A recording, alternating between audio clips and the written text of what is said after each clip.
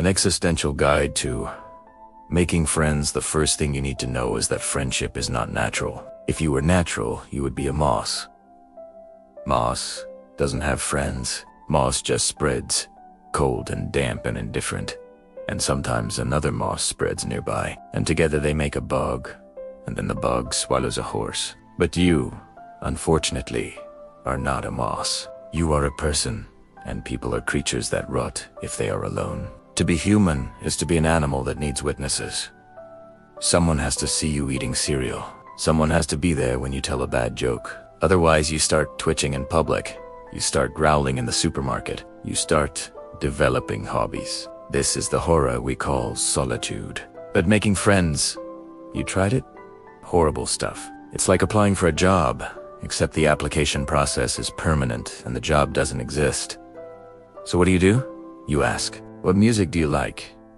You say, all this hideous bureaucracy of the self, filling in forms with little fragments of personality so you can be filed correctly in someone else's head. And half the time, they reject the application. They ghost you. They say we should hang out sometime, which, in the language of friendship, means, I hope you die. The philosophers didn't make it easier. Aristotle. Friends are either useful, pleasant, or virtuous. What he didn't say is that every friend eventually becomes useless, boring, and morally compromised. Montaigne. Because it was he. Because it was I. Which is sweet, but also tautological. It means my friend is my friend because they are my friend, which is the sort of logic you expect from a dog. Nietzsche.